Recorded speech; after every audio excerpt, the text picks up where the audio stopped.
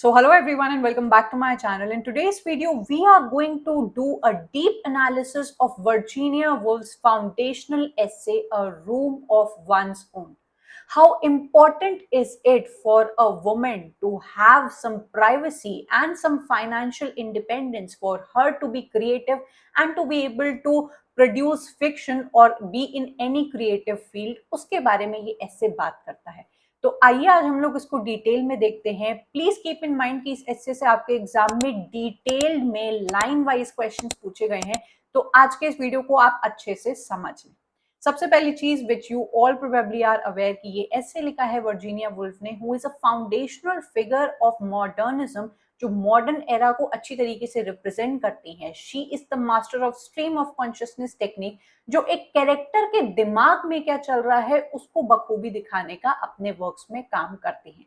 सबसे पहली चीज जो आपके लिए इंपॉर्टेंट है अपने नोट्स में लिखना, टेंशन मत करना, इसका पूरा जो पीडीएफ है वो आपको मेरे टेलीग्राम में मिल जाएगा. तो today just gain the information that you are getting from this video and लिखने की चिंता मत करना, वो आप बाद में कर सकते हैं. इस जो आपके एस्से का सोर्स है, this particular essay was not actually meant to be an essay. आपकी वर्जीनिया वुल्फ को इनवाइट किया गया था to give lectures in two colleges which is Newnham College and Girton College, जहां पर ये लेक्चर जाकर देती हैं on the topic of women and fiction. ये एक बहुत ही कॉम्प्लिकेटेड टॉपिक है जिसके थ्रू आपकी वर्जीनिया वुल्फ वुमेन के स्टेटस के बारे में बात करने की कोशिश करती है. Why were they not writing fiction, and जितना भी फिक्शन उनको दिखाई देता है about women has completely been written by men. तो इसका सवाल ये जानने की कोशिश करती है कि why are women not able to write fiction, what were the historical factors that led to women being poor intellectually.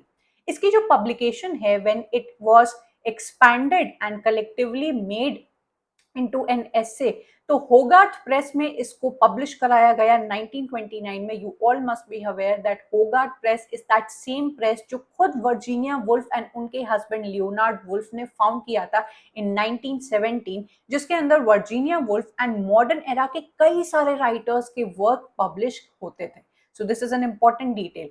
जब ये ऐसे पब्लिश होता है तो it is expanded into 6 chapters. ये आपको स्ट्रक्चर याद रखना चाहिए बिकॉज कभी भी आपसे ये पूछा जा सकता है. थोड़ा सा बैकग्राउंड के बारे में बात करेंगे कि जब ये ऐसे लिखा गया, what was the exact position of the women.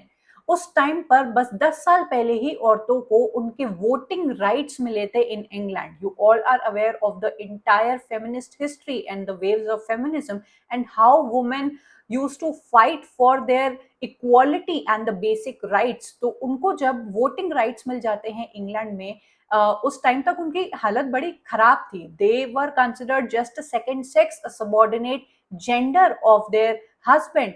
उन मैरिड होने के बाद भी they were not allowed to possess their own property, and even in many of the earlier years they were not having right over their own body. तो इन सारी चीजों के बारे में वर्जीनिया वुल्फ बोलती हैं कि मे बी इट्स ओके कि वोटिंग राइट्स मिल गए हैं औरतों को, but how does this change the position of the women, क्योंकि हालत तो उनकी आज भी बुरी है. And that is what leads to the important core argument of this particular essay कि if a woman has to be creative or she has to do something in her life, she should have privacy and financial freedom of her own. इस particular essay में ये also compare करती हैं एक stark difference between the wealthy male universities and the underfed women colleges like फर्नहेम.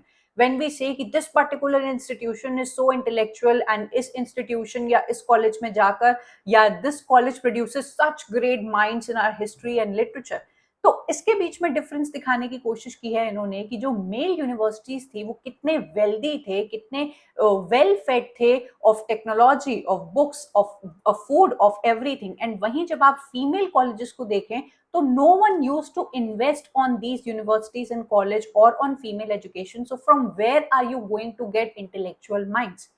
सबसे important बात आपको याद रखनी है कि इस पूरे एस्से का जो प्रॉम्प्ट है वो है वुमेन एंड फिक्शन. ये देखने की कोशिश कर रही हैं कि वुमेन ने फिक्शन क्यों नहीं लिखा, एंड अगर फिक्शन लिखा गया है वुमेन के ऊपर, why is it the men who have written the fiction which is an opinionated and biased version showing the woman as inferior. इन सभी के जवाब आज आपको इस वीडियो में मिल जाएंगे. सो नोट्स की चिंता मत करना, आपको टेलीग्राम पर इसका पूरा नोट्स मिल जाएगा, बस जाके आपको देन नोट्स बनाने हैं। Enjoy the video and try to understand the arguments given by Virginia Woolf. जैसे ही ये एसे स्टार्ट होता है, let me tell you something very important. Virginia Woolf क्योंकि मास्टर है माइंड को समझने की, वो इंसान के दिमाग की साइकोलॉजी को समझती हैं, तो शी न्यू कि मैं डायरेक्टली अगर चीजों को स्टेट करूंगी, फैक्ट स्टेट करूंगी, तो लोगों को मजा नहीं आएगा, उतना इफेक्ट नहीं होगा। तो इस एसे में इन्होंने कई सारे मेटाफर्स का एंड कई सारे फिक्शनलाइज्ड कैरेक्टर्स का यूज किया है जो एक्चुअली में नहीं है, बट आपको समझाने के लिए इन्होंने कई सारे नाम दिए हुए हैं, जिसमें से सबसे पहला कॉलेज ही इन्होंने फिक्शनलाइज कर लिया है। ये ऐसे स्टार्ट होता है ऑक्सब्रिज कॉलेज से, जहां पर ये विजिट करती है। Now Oxbridge you can automatically understand is a combination of Oxford and Cambridge. इस पर्टिकुलर ऐसे में आपको फोर मैरीज का कॉन्सेप्ट भी दिखाई देता है, which are the fictionalized version of her self being the narrator and other characters as well. Mary Beton, Mary Seton, Mary Carmichael and Mary Hamilton. तो इस पॉइंट को भी आप लोग याद रखिएगा। जब ये ऑक्सब्रिज कॉलेज जाती हैं एंड ये एक स्ट्रॉल ले रही हैं, वॉक कर रही हैं ग्रास के ऊपर, तो अचानक से एक अटेंडेंट, एक बीडल आता है और उनको स्टॉप करता है एंड कहता है कि women are forbidden to walk on the grass. Of course कोई आपको ये बात बोलेगा कि औरतों को ग्रास पे चलना मना है, it will come as a blow to you. आगे जब ये बढ़ती हैं, she is also denied the entry to the library and कहा जाता है you can not enter the library until and unless you are accompanied by a male fellow। तुम्हारे साथ मेल है तब तुम एक आकर किताब पढ़ सकती हो, मेल तुम्हारे साथ नहीं है तो you are not allowed to enter the library। This was the second blow and insult as a female that came to her। These incidents are minor, लेकिन ये छोटी छोटी बातें एक बड़ा ट्रुथ रिवील करती हैं, which your Virginia Woolf says कि women were symbolically and materially excluded from the centers of knowledge and privilege। whenever we are easy to tag a woman or a female as inferior कि अरे intellectually females are not that good, वो important and complex topics पर बात नहीं कर सकती हैं, उनका intellect, उनकी बुद्धि थोड़ी कम होती है, तो you should go back to the history and see that entire history में these women and these females were denied that opportunity, that privilege of at least gaining knowledge। You will clearly understand these dear students कि knowledge आपको पढ़ाई से ही मिलती है। जब आपको पढ़ाई का ही एक्सेस डिनाई कर दिया गया है तो आपकी क्रिटिकल थिंकिंग कैसे डेवलप होएगी। दिस देन शी आगे बढ़ती हैं, वो उस पर्टिकुलर कॉलेज के सीरीन आर्किटेक्चर को देखती है एंड उससे उनको एक चीज समझ में आती है कि this college has or this college, this university is representing centuries of worth, patronage and intellectual continuity। जब हम लोग ऑक्सफोर्ड एंड कैम्ब्रिज कॉलेजेस के बारे में बात करते हैं, इतने बड़े बड़े name of authors, historians and politicians went to that college and we say कि इन कॉलेजेस से इंटेलेक्चुअल माइंड्स निकलकर बड़े होकर निकले हैं। तो उससे आपको एक चीज और समझ में आनी चाहिए कि it is not just the college but the material conditions जो उस कॉलेज को इतना रिस्पेक्टेबल बनाती है कि आप जब अपने स्टूडेंट्स को वो हर फैसिलिटी, वो हर टेक्नोलॉजी, वो हर नॉलेज एंड बुक्स प्रोवाइड कर रहे हो, तो automatically those students are going to be well ahead from the other counterparts. तो उन कॉलेजेस में आप मटेरियल कंडीशंस देख सकते हैं कि कैसे donations from Kings, from nobles, from merchants and from manufacturers आया करते थे, जिसकी वजह से उन यूनिवर्सिटीज में आपको हर तरीके की इंटेलेक्चुअल ग्रेटनेस मिलती थी। And this is what Woolf says कि intellectual greatness is not built on genius alone, कि वहां पर खूब बुद्धिमत व्यक्ति चले गए या स्टूडेंट्स चले गए and they did certain types of inventions and they wrote very beautiful and great works, उनको वो economic foundations and economic facilities मिलती है which in return gives you intellectual greatness, which is a vice versa thing। Then इनको lunch के लिए invite किया जाता है both to the men's college and the women's college. She again gives us a kind of contradiction कि men's के college में जब ये जाती हैं तो शी सीज कि भाई यहाँ का लंच तो बड़ा ही लग्जूरियस है, you get every kind of fruit, you get every kind of non-vegetarian item, then you get wine, you get fine wine, rich desserts, वो हर चीज आपको यहाँ पर अवेलेबल कराई गई थी। ऑल्सो शी नोटिस कि जब मेंस के कॉलेज में टेबल पर बैठकर लोग कन्वर्सेशन कर रहे हैं तो उनकी कन्वर्सेशन बहुत ही ज्यादा कंफर्टेबल है। वो इंटेलेक्चुअल टॉपिक्स के ऊपर एंड तर्कवादी टॉपिक्स के ऊपर फ्रीली बात कर पा रहे हैं एंड उनका माइंड किसी भी चीज से रुका हुआ नहीं है, कुछ भी उनको रोक नहीं रहा है कि अरे मैं ये बात कर दूं तो इसके गलत रिपरकशंस तो नहीं होंगे, या फिर मेरी इस बात का कुछ गलत मतलब तो नहीं निकाल लिया जाएगा। The environment is very intellectual and it is a comfortable environment। वहीं जब वो फीमेल के यूनिवर्सिटी में जाती हैं तो she sees कि यहाँ पर जो खाना है, जो डिनर है, वो बहुत ही प्लेन है, अंडर फेड था वो कॉलेज, एंड यहाँ का जो एटमॉस्फेयर था वो बहुत रिस्ट्रेन था। नाउ इस बात को हमारा बहुत अच्छी तरीके से रिलेट कर सकते हैं। Of course we are not living in those times and we are way ahead of that time, लेकिन आप इस बात को अच्छे से समझ पाएंगे when we are sitting in a family situation, males are allowed to talk on intellectual topics more freely when you compare talking with a female. कि फीमेल्स को कहा जाता है अच्छा तुम चुप रहो, इन सारी चीजों में बात करने की तुम्हें जरूरत नहीं है। The environment is quite restricted and उस कन्वर्सेशन में जो डेप्थ है वो लैक करती है, because it is again a vice versa thing. आपने औरतों को उतनी इंटेलेक्चुअल फ्रीडम नहीं दी, आपने उनको अपॉर्चुनिटीज नहीं दी। Now they are not well aware of the intellectual topics, they will not be able to talk about finance, they will not be able to talk about the world economy, they will not be able to talk about the government and other complex topics। तो आपने जब उनको पढ़ने की अनुमति ही नहीं दी, and now that her mind is not that intellectually built, तो आप उनको ये बोल के निकल जाते हो कि अरे इसके पास तो दिमाग ही नहीं है, she is intellectually weak. The contrast is not about the food but about the material conditions। it is not just कि उनको कम खाना मिल रहा है या उनको ज्यादा खाना मिल रहा है, it is about the all material conditions जो मेल के कॉलेजेस में आपको दिखाई देती है कि उनको हर चीज दी जा रही है एंड फीमेल के कॉलेजेस में नहीं दी जा रही है। And this is what Virginia Woolf says कि wealth fosters leisure, confidence and intellectual ease and poverty restricts mental freedom. आप इस बात को मेल एंड फीमेल के पॉइंट ऑफ व्यू से हटा के अगर एक person A and person B को अगर देखते हो कि person A is a rich person and वो अपने सर्वाइवल के लिए हर दिन नहीं दौड़ रहा है, वो हर दिन उसको ये चिंता नहीं है कि मैं आज रात को क्या मैं कमाऊंगा तभी मैं खा पाऊंगा, तो उसके दिमाग में कोई क्रिएटिविटी नहीं आएगी। आप अगर पॉवर्टी में ही जी रहे हो, आपका बेसिक नीड्स दैट इज रोटी कपड़ा एंड मकान ही पूरा नहीं हुआ है, आप कहाँ से क्रिएटिव टॉपिक्स या क्रिएटिव परस्यूट्स में अपने आप को एंगेज करोगे? So you can understand the difference between the wealth and the material conditions being given to males in comparison to the females, which again then produces less intellectual beings। This contrast leads Woolf to a haunting question। ये direct line आपके exam में पूछी गई है तो इसको notes में लिखना। Why did men drink wine and women water? Why was one sex prosperous and the other poor? ये क्वेश्चन उनके दिमाग में एक हॉन्ट करता रहता है कि why are the women poor not just in terms of money but intellectually।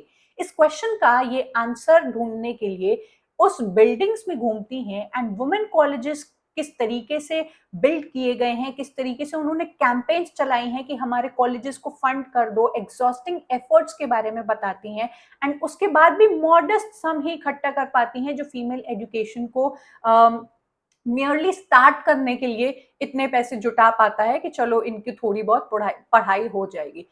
तो यहाँ पर ये एक सवाल पूछती हैं कि इमेजिन करो कैसा होता जब same material condition, same wealth like man was given to the women.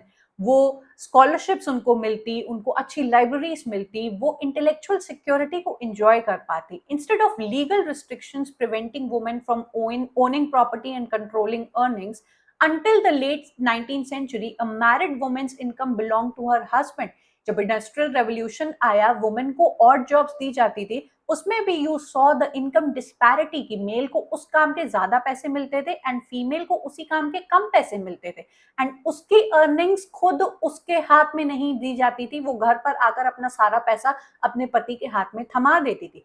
So these were all the conditions जो बैक कर रही हैं कि why women are poor. And then she says कि poverty is not accidental, कि अरे चलो over the years we have seen that women were intellectually inferior। and they were not having their own property. This is not accidental, but ये एक systematic system create किया गया है. Then वो आगे बढ़ती हैं एंड लंदन के ब्रिटिश म्यूजियम में जाती हैं to search about the truth and their foremothers. जैसे मेल्स की हिस्ट्री होती है that our forefathers did this and did that, तो हमारी फोर मदर्स की हिस्ट्री क्या है वो आपकी वर्जीनिया वुल्फ ढूंढने की कोशिश करती हैं. She goes to a British museum to investigate women's history. वहां पर उनको एक शेल्फ दिखाई देती है which is filled with books written about women by the men. इस बात को अच्छे से समझना, कई सारी किताबें आपको वुमेन के ऊपर दिखाई दे रही हैं which is written by men. And जब वो उन किताबों को पढ़ती हैं शी रियलाइजेस कि the catalogue reveals women as the one of the most discussed subject in the world, yet the descriptions contradict each other wildly. हर एक मेल ने एक औरत के ऊपर किताब लिख रखी है. कोई उसको इंफीरियर बता रहा है, कोई उसको डिवाइन बता रहा है, कोई उसके कैरेक्टर को जज कर रहा है, कोई उसकी इंटेलेक्चुअल स्टैंडिंग के ऊपर बात कर रहा है. So you need to understand dear students कि कल को हम और आप अगर एक किताब लिखते हैं, if I get up today and I right something about wrong about a gender, will that become a universal truth? No, that will be my own opinions, my own prejudices and my own biases. आप ये नहीं बोल सकते as a universal fact कि females और women are intellectually weak just because over the years men have written in their literature कि women are of no compatibility to their gender. तो इस बात को समझना कि अगर 100 बार किसी झूठ को बोला जाए तो वो भी सच बन जाता है. And this has exactly happened with the we could say the image of the women that has been built over the years कि female are inferior and males are superior. ये आपको लिटरेचर के पन्नों में कई बार रिपीट होते हुए दिखाई दिया जाएगा, जो एक टाइप का सच क्रिएट कर देता है लोगों के दिमाग में that yes females are inferior. Women are declared morally weak, intellectually inferior, and spiritually profound, trivial, and divine. These contradictions expose not the truth but the male anxiety and authority. Again, आप इस बात को याद रखिएगा कि if you think of one day of writing anything about a particular gender, वो उस दुनिया की सच्चाई नहीं बन जाएगा, वो आपके पर्सनल बायसेस हैं. तो जब ओवर द इयर्स इन किताबों में फीमेल्स को इंफीरियर लिखा गया, you should also take that as an opinion कि अच्छा over the years male counter part का ये ओपिनियन था, it is not the reality. Woolf senses anger beneath scholarly claims. वो इस बारे में आगे भी बात करेंगी कि क्यों जो पेट्रियार्कल समाज है, जो पेट्रियार्कल डिस्कोर्स है, वो इंफीरियर बताता है बार बार एक औरत को. एंड मीनवाइल आप जब न्यूज़पेपर्स पढ़ेंगे, किसी भी इंटेलेक्चुअल टॉपिक के ऊपर बुक पढ़ेंगे, वो रीइंफोर्स करता है that male runs the world, male runs the politics. Male के पास बुद्धि होती है, मेल के पास वेल्थ होता है. मीडिया में देखो, लॉ में देखो, पब्लिक लाइफ में देखो, इस बात को बार बार कहकर रिपीट किया जाता है. तब तक रिपीट किया जाता है जब तक एक औरत खुद ही मान लेती है कि हाँ मैं तो इंफीरियर हूं and my other counterpart which is the male is more superior and more stronger than me. तो इससे आपकी वर्जीनिया वुल्फ कहती हैं कि patriarchy is not an abstract concept, it has been structured every day as a reality. ना इस particular एस्से का जो कोर आर्गुमेंट है, जो कई लिटरेचर के पेपर में पूछा गया है, a woman must have money and a room of her own if she is to write fiction. जैसे कि इसका नाम है a room of one's own. यहाँ पर जब हम लोग रूम के बारे में बात कर रहे हैं तो of course we are talking about a actual physical room, but we are talking about the privacy. जब आपके पास एक अपना खुद का कमरा होता है, it also denotes that you have the privacy to think for yourself. आपके पास intellectual freedom है which is not interrupted by anyone's opinion and anyone's biases. And जब यहाँ पर मनी की बात आती है तो of course we know the importance of financial independence for a woman. यहाँ पर जब रूम और मनी दोनों मिल जाते हैं तो we talk about the creative freedom that is required, that requires economic and spatial independence. इस बात को समझना, एंड वर्जीनिया वुल्फ ने भी इस बात को बोला है कि please do not romanticise the notion that genius can flourish in vacuum. आप जब बड़े बड़े राइटर्स को देखते हो कि ओ माय गॉड उन्होंने इतने अच्छे वर्क्स प्रोड्यूस किए हैं, such intellectual people are running this world, just go and find out their intellectual studying background की, उनको कितने अच्छे कॉलेजेस में भेजा गया, उनको कितनी अच्छी वेल्थ कंडीशंस दी गई, and that led to their intellectual freedom. आप किसी गरीब को नहीं बोल सकते हो कि अरे जीनियस तो कैसे भी जीनियस बन सकता है। You need to bring that particular person above the roti kapda and makan for him to be able to clearly sit in a vacuum and think something creative from his mind। अगर उसके दिमाग, अगर उसका पेट आवाज कर रहा है, उसने खाना ही नहीं खाया है 4 दिन से, he will not be able to think something creative for the world or for himself। I hope you understand this concept। तो इंटेलेक्चुअल फ्रीडम, आपकी वर्जीनिया वुल्फ कहती हैं, वो मटेरियल फ्रीडम से ही आती है। जब आप पूरी तरीके से फ्री हो, यू आर कंप्लीटली फेड, आपको हर टाइप की अच्छी कंडीशन मिली हुई है, ऑफ कोर्स देन आप आगे बढ़ के क्रिएटिव चीजों के बारे में सोच सकती हैं। एंड ये वर्जीनिया वुल्फ इमेजिनेटिवली नहीं कहती हैं, this was actually an event that happened in her life. की उनकी एक आंट थी जो, जिनको वो फिक्शनलाइज करती हैं इस पर्टिकुलर वर्क में एज मैरी बेटन, जिन्होंने a good sum of 2500 pound उनको सेंड किया था, जिसकी वजह से वो फाइनेंशियली फ्री हो पाए, and then she started writing fiction. तो इस बात को समझना, Virginia Woolf says when you have financial freedom, there becomes no need for you to flatter or hate the opposite sex। मतलब कि you all can clearly understand the this connection, कि एक औरत को एक मेल की जरूरत तभी पड़ती है बिकॉज वो उसको फाइनेंशियली सपोर्ट कर रहा होता है, and in that connection you have to keep flattering your male counter part और हेट हिम फ्रॉम इनसाइड। जब आपके पास खुद का पैसा है, you expect nothing from your male counter part, कि अब मैं अपना रोटी कपड़ा मकान खुद देख सकती हूँ, अब मैं अपने आप के लिए जो मैं करना चाहती हूँ वो कर सकती हूँ, बिकॉज आप फाइनेंशियली फ्री हैं। So this is what she says, कि जब आप फाइनेंशियली फ्री होते हो तो आपको उन बेटर एंड ऑड जॉब्स में टॉयल करने की जरूरत नहीं है, and now you can actually work on your creativity. Now, when she talks about the room as an intellectual space, तो you must know कि of course उस टाइम पे औरतों को एक अलग से रूम नहीं मिला हुआ था। They used to sit in the common sitting room। तो जब ये एक प्राइवेट रूम के बारे में बात कर रही हैं, she is actually talking about a locked door, जिसके अंदर ये अपने लिए जाकर सोच सकती हैं।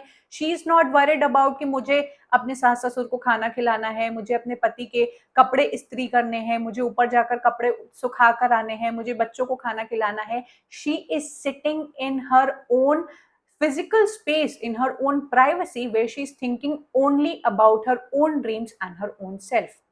इसी के साथ ये कंपैरिजन बिठाती है between women in fiction and women in history. आप लिटरेचर के पन्नों को जब उठा के देखेंगे तो आपको दिखाई देगा कि in poetry, in your dramas, women have been shown as the queens, as the muses, as the inspiration for these male writers, as lovers and tragic heroines। But actually में जब आप उनकी कंडीशन देखोगे तो वो तो इलिटरेट होकर घर पर बैठी थी, इकोनॉमिकली डिपेंडेंट थी अपने काउंटर पार्ट पे, एंड लीगली सबॉर्डिनेटेड थी, उनके पास किसी भी तरीके का हक नहीं था, even the basic rights were denied to them. तो जब लिटरेचर इन औरतों को, आप शेक्सपियर के वर्क्स को उठाकर देख लीजिए, आप पोर्शिया को देख लीजिए, who disguised as a lawyer and she fought for her love interest, and then आप क्लियोपैट्रा का जब कैरेक्टर देखते हैं, आप लेडी मैकबेथ का कैरेक्टर देखते हैं, तो these are shown as beautiful and extremely fierce characters in our history and literature. लेकिन एक्चुअली में क्या उस टाइम पर औरतों को लॉयर बनने की अनुमति थी, या फिर वो मेल की तरह ड्रेसअप होकर कुछ भी कर सकती थी इन ग्रुप ऑफ मेल, जहां पर मेल्स काफी सारे रूल कर रहे हैं? This was not at all possible. तो आपकी Virginia Woolf women in fiction and women in reality के बीच में एक कॉन्ट्रास्टिंग इमेज शो करने की कोशिश करती हैं, कि मेल के इमेजिनेशन में, मेल के द्वारा लिखे गए लिटरेचर के अंदर आपको वुमेन बहुत ही ज्यादा पावरफुल दिखाई देगी, बहुत ही ज्यादा इंस्पिरेशनल दिखाई देगी, लेकिन ये सिर्फ और सिर्फ इमेजिनेशन है। प्रैक्टिकली वो कंप्लीटली इनसिग्निफिकेंट है एंड उसकी कोई इंपॉर्टेंस नहीं है। एंड इसी कंपैरिजन को और ज्यादा सॉलिडिफाई करने के लिए वो आपको एक इमेजिनेटिव फिक्शनल कैरेक्टर शो करती हैं, which is Shakespeare's sister. Now Shakespeare की कोई बहन नहीं थी, लेकिन यहाँ पर आपकी शेक्सपियर की एक फिक्शनलाइज्ड सिस्टर को ये जन्म देती हैं, जिसका नाम है जूडिथ शेक्सपियर। कि सोचने की कोशिश करो कि अगर शेक्सपियर की तरह ही एक गिफ्टेड उसकी सिस्टर होती तो क्या आज वो एलिजाबेथन एरा में एक इतनी शेक्सपियर की तरह ग्रेट कैरेक्टर की तरह या ग्रेट राइटर की तरह उभर के आती? बिल्कुल भी नहीं, because she must have been denied all the opportunities which was given to Shakespeare. ना ही उसको स्कूल भेजा जाता शेक्सपियर के लिए, ना ही उनको Latin logic and mathematical topics में अच्छी तालीम दी जाती। उसको कहा जाता कि भैया तुम घर बैठकर स्टॉकिंग्स मेंड करो या फिर हमारे लिए खाना बनाओ, किताबों के पास जाने की तुम्हें जरूरत नहीं है। जिस तरीके से शेक्सपियर अपने थिएटर करियर को ब्लूम करने के लिए आगे लंदन चले गए थे एंड वहां पर ये थिएटर्स में पार्टिसिपेट करते हैं, great actor great play right बन जाते हैं, क्या आपकी जूडिथ शेक्सपियर को वो सारी अपॉर्चुनिटीज मिलती? पॉसिबली उस टाइम पे तो women actors were not even allowed. उस टाइम पे एलिजाबेथन एज में अगर आप निकाल कर देखोगे थिएटर की हिस्ट्री तो male only were use to impersonate as a female and वो फीमेल के रोल्स निभाते थे, तो women were not even allowed to go to the theatre. Forget कि इनको प्ले राइटिंग करने की अनुमति मिली होती। तो बेसिकली अगर जूडिथ शेक्सपियर होती जिनके पास इतना ग्रेट टैलेंट होता 16 सेंचुरी में सेम एज योर शेक्सपियर, तो उसको उसके काम एंड उसके स्टीरियोटाइप एंड उससे उसके जो एक्सपेक्टेशंस है फ्रॉम हर जेंडर, वो उसको अकेला एक कॉटेज में बस घर के कामकाज करने में ही बिजी रखा जाता एंड उसको किसी भी तरीके की अपॉर्चुनिटी नहीं दी जाती। And this is what Virginia Woolf says कि जीनियस को भी रिक्वायर होती है अपॉर्चुनिटी की। Take any name as you may, from literature, from history, from politics, उन सभी को अपॉर्चुनिटी मिली and that opportunity was denied to the women and that is why they could not rise up to the greatness. Then androgynous mind का एक concept के बारे में बात की है आपकी वर्जीनिया वुल्फ ने इस ऐसे में, which is very very important. हमारे समाज में या हमारा समाज सिर्फ बाइनरीज को एक्सेप्ट करता है, that is male and female. इससे ही आपके जो मेल के जो स्टीरियोटाइप्स हैं कि you should be strong, you should be the bread winner of the family, you should talk about the intellectual topics, तुम्हें पढ़ने का अधिकार है, ये सारी चीजें उसके साथ जुड़ी हुई थी। फीमेल वर कंसिडर्ड द और गिवन द फेमिनिन ट्रेट्स कि तुम्हें तेज से हंसना नहीं है, तुम्हें तेज बोलना नहीं है, तुम्हें घर बार का ध्यान देना है, तुम्हें बच्चे पालने हैं, you are just brought into this house to give us a heir, बच्चे पैदा करने के लिए आपकी ही इतनी पोजीशन है and you just have to abide by to the rules and regulation set by the male counter part of your family. तो यहाँ पे एंड्रोजनस माइंड के बारे में जब बात की जाती है कि whenever we talk about a great mind, great art is produced when the mind transcends sex consciousness। जब आप greatness के बारे में बात कर रहे हो, when you are writing fiction or when you are producing something that is creative, आप अपने मेल और फीमेल के बायसेस से बाहर निकल आइए। ये सेम लाइन आपके कोलरिज ने भी बोली थी, a great mind is androgynous, मतलब कि it is a mixture of both masculine and feminine traits। In each person there are two powers, one male and one female, and the mind is only fully fertilized when they live in harmony together, spiritually cooperating। हर एक mail के अंदर भी काफी सारे female characteristics and traits होते हैं। When I से feminine traits तो उसको घर बार या गृहस्थी या स्टीरियोटाइप के कॉन्सेप्ट से मत रिलेट कर लेना। There is a softness in a character जो आपके फेमिनिन ट्रेट्स को शो करता है, which is a must in every male as well. Otherwise the male would go wild and वो पूरे टाइम बस वॉर के स्टेट में ही रहेंगे।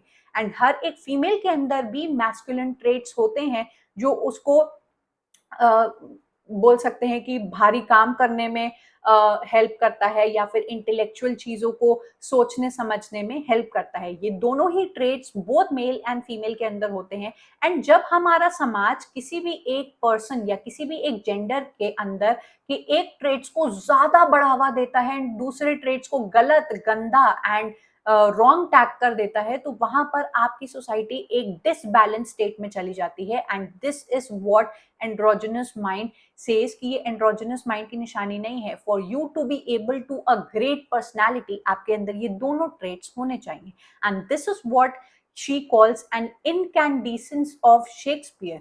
एक ऐसी पर्सनालिटी जो इतना क्रिएटिव है, जो इतना ज्यादा ब्रिलियंट है, जो किसी भी तरीके के बायसेस या किसी भी तरीके के एंगर को अपने वर्क के बीच में नहीं आने देता है।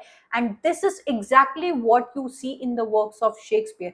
कि शेक्सपियर को जब आप पढ़ते हो, when he is writing a character about a male, तो वो उसको पूरी तरीके से हर क्वालिटी देने की कोशिश करते हैं। When he is writing a female character, वो किसी भी तरीके से बायसेस शो करने की कोशिश नहीं करते हैं। तभी आप देख सकते हैं कि शेक्सपियर ने कितने सारी बोल्ड फीमेल कैरेक्टर्स को अपने वर्क में जगह दी है, उनको मेन कैरेक्टर के रूप में दिखाया है, because he is free from the biases set by the society. तो डेंजर के बारे में बात की है आपकी वर्जीनिया वुल्फ ने कि it is fatal for anyone who writes to think of their sex. अगर आप अपने सेक्स और कॉन्शियस बाइसेस के बारे में सोचकर अपना वर्क लिखोगे तो आपका वर्क सक्सेसफुल नहीं होगा। एंड आगे जाके इन्होंने शार्लेट ब्रॉन्टे का एग्जांपल दिया है that she had a type of anger towards the society कि उसके उनके सेक्स को या उनको एज अ फीमेल इतनी अपॉर्चुनिटी क्यों नहीं मिली है। And that is what led to the work Jane Eyre, जिसके अंदर उनकी जो एट्रोसिटीज है, उनका जो एंगर है, वो उनके वर्क में दिखाई देता है। And that is why she could not become a great writer like Jane Austen and your Shakespeare. तो इस कंपैरिजन को आपको याद रखना है। देन आगे बढ़ के she talks about women and literary tradition कि we as females if we have to write fiction, हम लोग मेल ट्रेडिशन के ऊपर रिलाई नहीं कर सकते हैं। देखो इस बात को समझना कि when you are born in a wealthy family, तो आपकी जो फैमिली की वेल्थ होती है वो ऑटोमेटिकली मेल आयर को in terms of property, in terms of wealth inherit कर दी जाती है, उनको दे दी जाती है। तो उनके forefathers over the time जो कुछ भी वेल्थ छोड़कर गए हैं वो ऑटोमेटिकली आने वाली पीढ़ी को मिल जाती है। This is exactly what she says कि मेल राइटर्स का अपना एक ट्रेडिशन है जहां पर उनके फोर फादर्स ग्रेट वर्क लिख कर गए हैं। What about the female writers? हमारी फोर मदर्स हमारे लिए क्या लिख कर गई हैं, हमारे लिए क्या लेगेसी छोड़कर गई हैं, वो हमें जाकर ढूंढनी पड़ेगी। And there she talks about the female legacy कि वो जो कॉन्टिन्यूटी है जो great forefathers male tradition के लिए छोड़कर गए हैं, वो हमें फॉलो नहीं करना है, हमें अपनी फीमेल फोर मदर्स के बारे में सोचना होगा। And there she talks about the legacy that was set by Aphra Behn. Now she was very very important writer in the late 16 to 17 century, जो अपने टाइम पर एक पहली फीमेल नॉवेलिस्ट बन के निकल के आती हैं in a very bad condition she used to live. इनकी बायोग्राफी जाकर पढ़ना, अच्छी कंडीशंस में इनकी पूरी लाइफ आपको देखने को नहीं मिलेगी। And then she used to write her work for her living. तो उस टाइम पर Aphra Behn becomes the first female writer to write fiction. And इनके लिए कहती हैं कि all us women together ought to let flowers fall upon the tomb of Afra बहन, for it was she who earned them the right to speak their minds। जब four mother's की बात होती है तो एफ्रा बहन वॉज द फर्स्ट पर्सन जो women के पर्सपेक्टिव से आकर फिक्शन लिखती हैं, जिसकी वजह से आगे जाके Jane Austen, Brontë sister, George Eliot वगैरह अपने वर्क्स को लिख पाए। जेन ऑस्टन के बारे में ये बताती हैं कि she was such a great and brilliant personality. अपने टाइम पर जब फीमेल्स को इतना अपॉर्चुनिटी नहीं मिलती थी टू राइट फिक्शन, एंड वो ज्यादातर मेल राइटिंग्स को कॉपी करने की कोशिश करती थी, Jane Austen was that writer जिनके वर्क्स को आप पढ़कर पहचान ही नहीं पाओगे कि ओ माय गॉड, ये जो वर्क है एक फीमेल ने लिखा है। And she has written through all the built anger and prejudices. Jane Austen के अंदर वही इनकैंडिसेंट एट्रीब्यूट है जो शेक्सपियर के अंदर है, जो कॉन्शियसली सेक्स के बारे में सोचकर नहीं लिखता है, जो कॉन्शियसली अपने फीमेल होने एंड फीमेल प्रेजुडाइसेस के बारे में सोचकर नहीं लिखता है। इन्होंने वर्क लिखा है प्योर ब्रिलियंस को दिखाते हुए। And that is why Jane Austen and Shakespeare को इनकैंडेसेंट बोला है इन्होंने हमारे लिटरेचर के अंदर। जो एट्रीब्यूट ये कहती हैं कि Brontë sisters, specially the Charlotte Brontë जिन्होंने जेन आयर लिखा था, वो आपको नहीं दिखाई देगा इनके वर्क्स में। रेज दिखाई देता है आपको, एट वॉर दिखाई देता है कि ये द्वंद्व में थी, ये लड़ाई में थी कि हमें क्यों वो अपॉर्चुनिटीज नहीं मिली। And you can actually see that confusion and that fighting with your own mind in the work Jane Eyre। ठीक है। देन एमिली ब्रॉन्टे को थोड़ा सा कंपेयर करते हुए बताया है कि in contrast Woolf cites Emily Bronte and Jane Austen, जिनको मैंने पहले बताया, जो श्रिंक करते हुए अपने वर्क्स को नहीं लिखती हैं. They are not conscious of their sex, they are not conscious of the biases that have been set on the women. And ये जो वर्क लिखती हैं वो प्योर नेगेटिव कैपेबिलिटी से लिखती हैं, ऑब्जेक्टिव होकर लिखती हैं. जॉर्ज इलियट के बारे में बताती हैं कि इनकी भी कंडीशंस अच्छी नहीं थी. Of course you all know कि Mary Ann Evans was her name, लेकिन इनको अपनी सोसाइटी में वर्क लिखने के लिए स्यूडोनिम की जरूरत पड़ी कि to be able to the to be able to give identity to her work in a society or in a literature which was male dominated. इनको एक मेल नाम अज्यूम करना पड़ा. सो कलेक्टिव जीनियस के बारे में ये आगे आकर बात करती हैं. She argues that masterpieces are not single and solitary births, they are outcome of many years of thinking in common, and that is why she says कि औरतों को अपनी फोर मदर्स का ट्रेडिशन आगे बढ़ाना पड़ेगा. Why women write novels when she is tracking the history of Aphra Behn? Then we have Jane Austen, George Eliot, Bronte sisters. क्या आपने नोटिस किया कि ये सभी राइटर्स नॉवेल्स क्यों लिखती हैं? कभी इन्होंने पोइट्री क्यों नहीं लिखी, कभी इन्होंने हिस्ट्री क्यों नहीं लिखी, या ड्रामा क्यों नहीं लिखा? देयर शी टेल्स कि क्योंकि हमें वो privacy, room of one's own नहीं मिला हुआ था, कॉमन इंटरप्टेड कॉमन रूम में ये औरतें बैठा करती थी, तो it was easier, comparatively easier to write novels rather than writing poetry and other history, क्योंकि उसमें बहुत कंसंट्रेशन की नीड होती है, ऐसा आपकी वर्जीनिया वुल्फ ने कहा है. एंड अगर आप नॉवल लिख रहे हो तो आप चैप्टर बाय चैप्टर थोड़ा थोड़ा करके, व्हेन यू आर इंटरप्टेड कि जाओ खाना बनाओ, जाओ कपड़े सिल दो, जाओ बच्चों को you have to take care और you have to take care of the family, तो वो एक एक चैप्टर करके नॉवल ही लिख पाई एंड अपने आप को उसमें अच्छा बना पाई, क्योंकि epic and poetic plays वगैरह were already set and hardened by the male counterpart in your literature. लेकिन novel was something that was blooming as a new genre, and that is why these female writers could only get their hands in writing novel. Lastly ये बोलती हैं कि जो over the time हमें patriarchal anger दिखाई देता है वो आपका एक मेल सेटअप है. ध्यान से इस बात को समझना. अगर एक कमजोर इंसान कमजोर है, वो इसलिए कमजोर है क्योंकि जो अदर पर्सन है वो उसको डोमिनेट कर रहा है, दूसरा इंसान सबऑर्डिनेट हो रहा है, कह रहा है कि हाँ you can make me feel inferior, तभी ये दूसरा इंसान अपने आप को सुपीरियर कह पा रहा है. So basically, Virginia Woolf says male dominance depends on female subordination. जिस दिन वुमेन अपने आप को इक्वल मानने लग जाएंगी, मेल की सुपीरियोरिटी उसी वक्त खत्म हो जाएगी.